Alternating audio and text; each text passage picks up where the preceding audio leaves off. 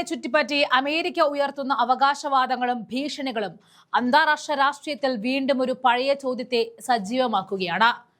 ശക്തിയുടെ പേരിൽ നിയമങ്ങളെ മറികടക്കാമോ എന്നത്. അമേരിക്കൻ പ്രസിഡന്റ് ഡൊണാൾഡ് ട്രംപ് ഗ്രീൻലാൻഡിനെ സുരക്ഷാ ആവശ്യകത എന്ന പേരിൽ കൈവശപ്പെടുത്താനുള്ള സൂചനകൾ നൽകുമ്പോൾ അതിനെതിരെ ചൈനയും റഷ്യയും ഉയർത്തിയ വിമർശനം വെറും നയതന്ത്ര പ്രതികരണമല്ല, മറിച്ച് നിലവിലുള്ള അന്താരാഷ്ട്ര നിയമക്രമത്തിന്റെ സംരക്ഷണത്തിലുള്ള മുന്നറിയിപ്പാണ്. ഒരു പ്രദേശത്തിന്റെ ഭാവി തീരുമാനിക്കുന്നത് ആ പ്രദേശത്തെ ജനങ്ങളുടെ ഇച്ഛയും അന്താരാഷ്ട്ര നിയമവും അടിസ്ഥാനമാക്കിയാകണമെന്ന നിലപാടിലാണ് ചൈനയും റഷ്യയും ഉറച്ചു നിൽക്കുന്നത്. ചൈനയുടെ കാഴ്ചപ്പാടിൽ ഗ്രീൻലാൻഡ് വിഷയത്തിൽ അമേരിക്ക ആവർത്തിച്ചുയർത്തുന്ന ചൈനീസ് ഭീഷണി ഈ വാദം യഥാർത്ഥത്തിൽ വളച്ചൊടിക്കുന്നതാണ്. സ്വന്തം താല്പര്യങ്ങൾ മുന്നോട്ടു നയിക്കാൻ വേണ്ടിയിട്ട് ഒരു രാജ്യത്തെ ഭീഷണിയായിട്ട് ചിത്രീകരിക്കുന്നത് പുതിയ കാര്യമല്ല എന്നും, എന്നാൽ ഇത്തരം വാദങ്ങൾ ആഗോള അസ്ഥിരത വർദ്ധിപ്പിക്കാനുള്ളതാണെന്നും ചൈന തുറന്നടിക്കുന്നു.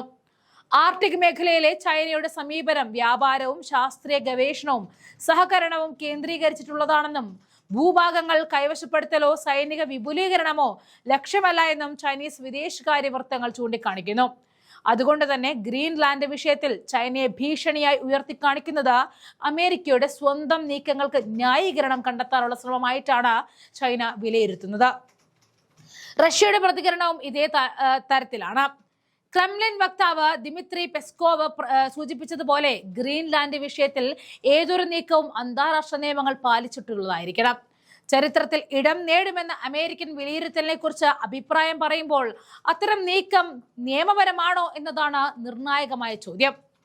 ഇത് ഓർമ്മപ്പെടുത്തിയത് റഷ്യയായിരുന്നു.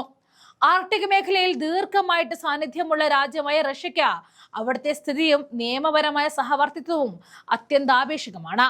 ശക്തിപ്രയോഗമല്ല, സഹകരണമാണ് റഷ്യ എന്ന് ആവർത്തിച്ച് വ്യക്തമാക്കുന്നത് ഈ പശ്ചാത്തലത്തിലാണ്.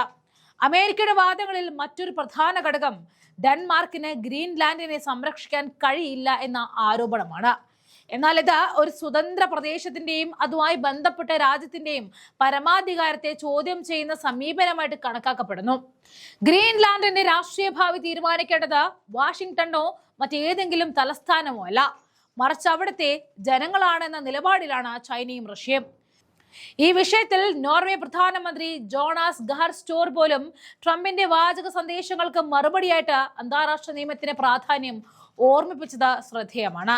ഗ്രീൻലാൻഡ് വിഷയത്തെ ട്രംപ് നോബൽ സമ്മാനവുമായിട്ട് ബന്ധപ്പെടുത്തി സംസാരിച്ചതും സമാധാനത്തെക്കാൾ അമേരിക്കയ്ക്ക് നല്ലത് എന്ന നിലപാട് മുൻനിർത്തിയതും ആഗോളതലത്തിൽ ആശങ്ക ഉയർത്തിയിട്ടുണ്ട്.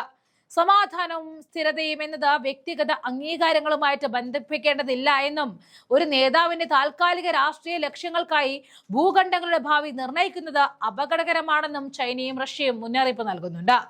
ഇത്തരം സമീപനങ്ങൾ രണ്ടാം ലോക മഹായുദ്ധത്തിന് ശേഷം രൂപപ്പെട്ട നിയമാധിഷ്ഠിത ആഗോള ക്രമത്തെ തന്നെ ദുർബലപ്പെടുത്തുമെന്ന് അവർ ചൂണ്ടിക്കാണിക്കുന്നു.